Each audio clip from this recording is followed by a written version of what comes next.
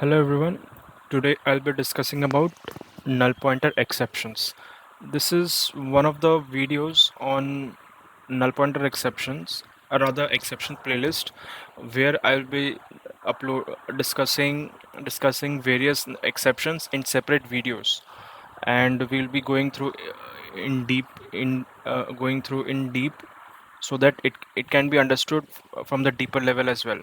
So coming to null pointer exceptions, so let's see what Google has to say about null pointer exceptions. It says uh, when program attempts to use an object reference that has the null value. What null value is? It's not saying that. These can be invoked a method from a null object. What is a null object? No reference of that.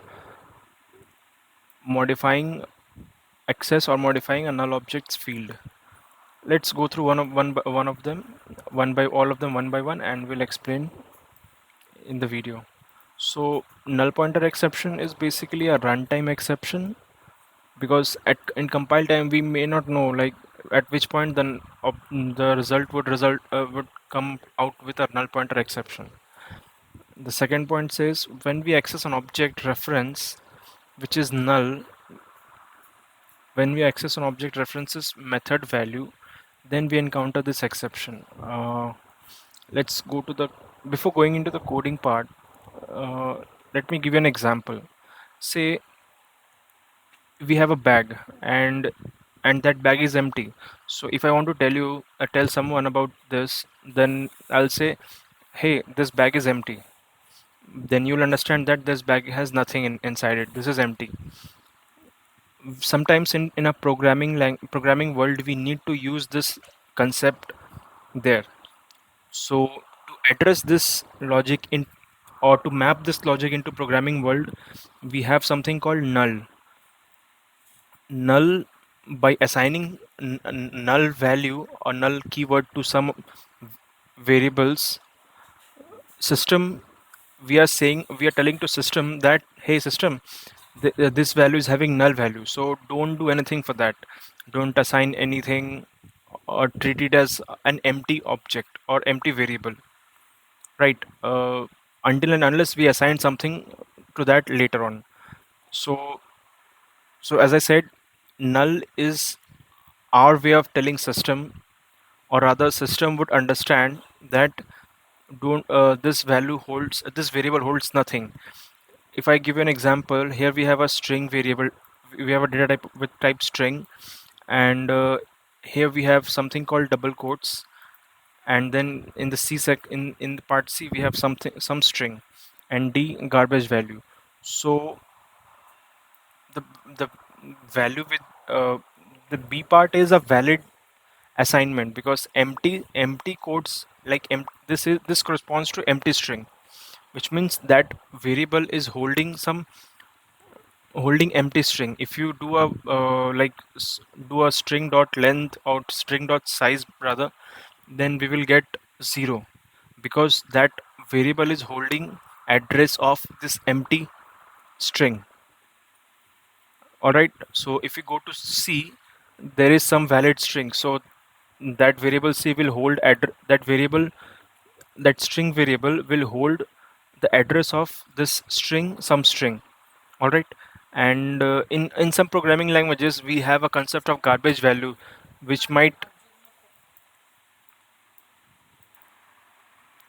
which might which might like which might be allocated to that variable. say f- uh, Say for example in C++ or C, we have the concept of garbage value. So, and once the variable or value is assigned with value null, then if we access, let me show it. Say for example,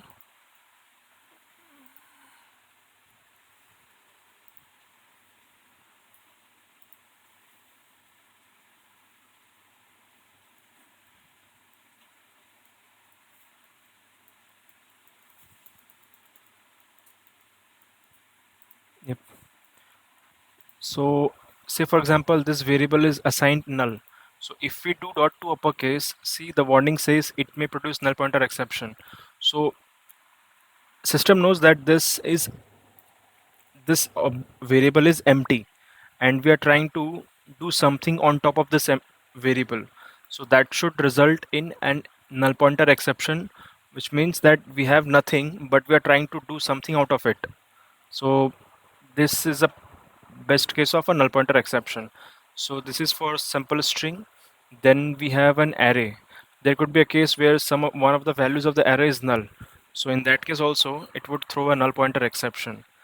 Now, if the entire array is null and we do a array.length, then also we'll get a null pointer exception. If we take an object and that is also null, then also we will get we will get an exception. Now, how to prevent this? How to prevent null pointer exceptions? So, like the best practice would be to do a null safe. This logic is known as null safer. Like we need to check for the value, like the variable, that whether it's null or not, and then we can proceed with our business logic or whatever the requirement is. So overall, basically null variable or null keyword is used for system to understand that this do not add anything to this variable is empty. Okay. uh, and when we try and access this is an example of runtime exception. That is because in compile time we won't be able to understand unless editor has some special features for that particular language. We won't be able to understand whether null pointer exception would occur or not. It's only in the runtime we get to know this. So this is a part of the runtime exception, and we need to prevent this because it might hamper a business logic or a production environment abruptly. So we need to take care of this exception, and this is a very serious exception as well. So I'm done with this exception class. So now I'll upload this into my channel, and I'll upload various other exceptions and their explanations. Like the next I'll be working on is the array index out of bound exception. Okay, thanks everyone.